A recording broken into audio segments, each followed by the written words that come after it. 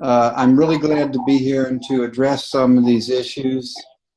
I think that probably the best way to start, and this is a technical discussion, is it not? Yes, it is. I hope so, yeah. To look at the background of how we discovered this, and then I think that you will automatically see where we came from and where we ended up going.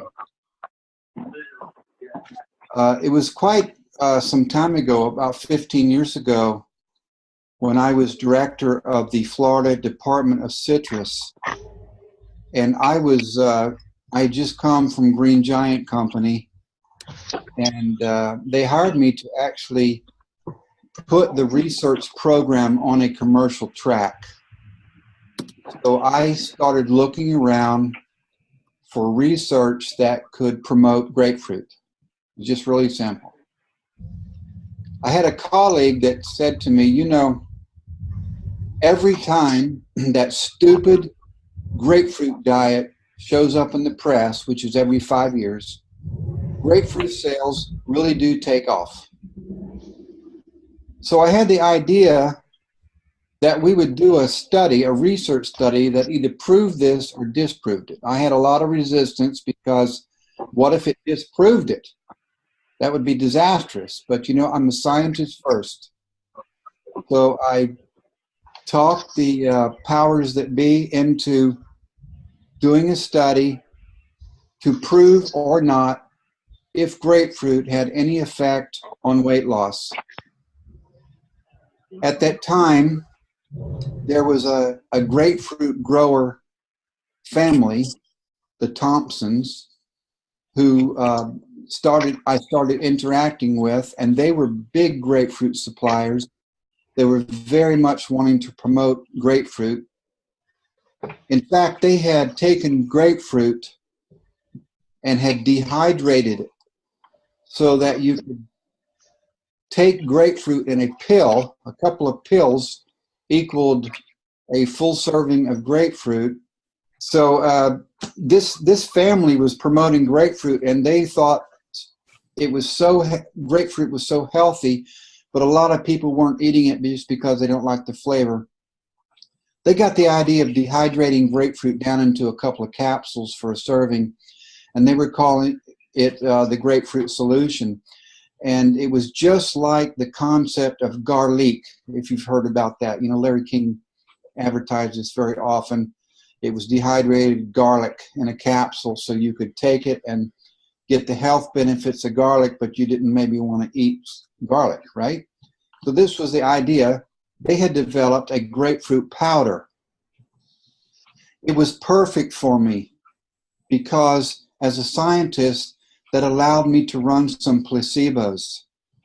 So I put together a grapefruit juice, a serving of grapefruit, and dehydrated grapefruit powder in a capsule.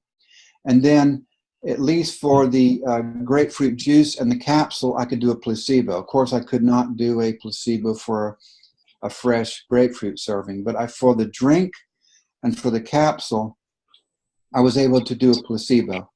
In the capsule was just some cellulose, and in the drink, we made up a drink. Tropicana helped me with this. We made up a drink that had the same amount of sugar and the same amount of water and nothing else. Furthermore, we had this study done at Scripps Institute in California so that there would not be anyone claiming that, you know, Florida citrus, Florida research. So we had this shipped out to California. We actually shipped them grapefruit juice, the powder, and the placebos, and it was a double-blind study. And after 3 months, there was weight loss, significant weight loss.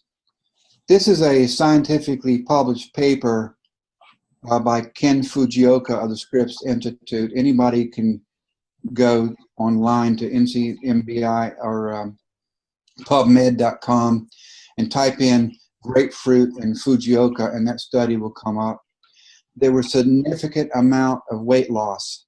But what was more interesting to me, because I'm a trained physiologist, is that there was an insulin response. Something was going on physiologically. It wasn't just that people were having satiety, which means being full and therefore not eating. These people did nothing different. They just included a serving of grapefruit in their dinner time. It could be we had the grapefruit serving fresh, or we had grapefruit juice, or we had this capsule, and of course we had the placebos. So a double-blind study, I mean, and even done in another state by one of the world's premier research institutions, there was something going on. I went back to the authorities at the Florida Department of Citrus. I was just the research leader, so I wasn't in charge. And I said, we need to find out about what's going on. You have a product to sell, grapefruit, and you need to understand everything negative and positive about your product. And they just were not interested. They said, oh, we got the results of the study. That's good enough for us. And I'll cut ahead a couple of months. I was just so intrigued that myself and that grapefruit person, the Thompsons, his name is Daryl Thompson, who had the grapefruit powder, we decided to find out ourselves what was going on. I was just really intrigued, and I knew if I could come up with the where and what and why, there could be some commercial possibilities here. So over the next several years, the next 5 years, we did a research on our own. And what we did is we looked at what are the possibilities in grapefruit that could cause something. So we started doing things that every researcher does. We did a literature review. And we found out that there were several polyphenolics in citrus that had been linked to weight loss. Well, it's got us excited. And we said, it's probably naringin. Naringin is a polyphenolic. It's a flavonoid, the most prevalent one in grapefruit. And it is responsible for the bitter flavor in grapefruit. So we said, we could probably take this flavonoid in grapefruit and put it in something like a brownie. And you might actually be able to lose weight by eating a brownie. That sounded really silly. At the same time, my partner then, Daryl Thompson, his mother was a diabetic. And we just got the idea, it's friends and family first. We could go so far as to make a brownie safe for a diabetic. And that's really how this whole research started. We were just trying to figure out what it was in grapefruit that was causing this weight loss. And because of my partner's mother, we might be able to put this flavonoid in a brownie and make a brownie as safe for her as drinking grapefruit juice. So we did our first experiment on humans was a disaster. To get enough of this naringin, the bitter component of grapefruit, into a brownie, it was hard. It tasted like alum. It was terrible. So we had to abandon that. But this was really one of the best things that ever happened to us from a physiologist's point of view, because we started to look elsewhere. And we started to say, well, why is that flavonoid in grapefruit to begin with? Why should there be something in grapefruit that causes us weight loss? We didn't quite understand it. And this is where we started our real intense investigation. We built our own program. We developed our own algorithm. And we used the Brenda research database at the Brandeis University enzymatic database. This is the database that every scientist that works on an enzyme contributes the data to, so that we scientists know as much as possible about every enzyme on the planet. It's called Brenda, but it resides in Germany. But if you do research on an enzyme, you freely contribute that to this database. So we knew there's hundreds of thousands, millions of enzymes in this database. And we know all their characteristics. And then we built an algorithm that would allow these enzymes, using its known characteristics, to dock with critical control points in carbohydrate metabolism. So we didn't discover the control points of carbohydrate metabolism. They're very well known. You know, you have starch, carbohydrate, or cellulose even, but you cellulose, starch, glucose, fructose, etc. All these sugars, simple and complex, they go through a digestive process in your body. It's carbohydrate metabolism. It starts out, the most simple one is the conversion of the simple starches into glucose. That happens, as you know, in your mouth. Your saliva contains amylase. The next step is an absorption into your bloodstream. You don't need to break down the starch any more simple than glucose. I mean, that's the basic molecule of carbohydrates, glucose, sugar, glucose or fructose, or the other oses, which is mannose, lactose, etc. The starch is just pure glucose.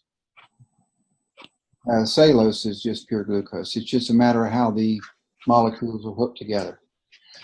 The next step after you've broken into glucose is the absorption from your gut into the bloodstream. It's very well known how that happens. It's glucose transporter 2, GLUT2 we call it. Now there's a lot of steps in that one simple transport. It's not a simple single doorway from your gut into the bloodstream. There's several subunits that are involved. But for discussion, that's the next control point, absorption from the gut into your bloodstream. Once the sugar is in your bloodstream, it's got 2 places to go, 3 places. It can keep on circulating in your bloodstream, resulting in high sugar load in your blood, high glucose, or it can go into fat tissue, or it can go into various cells to serve as energy source, primarily muscle and brain tissue. That doorway is glucose transporter 4. These are all very well described already. This is basic 101 physiology. So the isles of Langerhausen in the pancreas produce insulin. Another step in carbohydrate metabolism is actually the effectiveness of insulin, or the how efficacious insulin is in the body. If it's not very efficacious, we call it insulin resistance. Another point in carbohydrate metabolism is that your body actually produces its own sugar. If it doesn't get enough, it will make its own sugar. So that's gluconeogenesis, the production of new sugar out of non-sugar molecules. They're actually C3 molecules, 3 carbon units.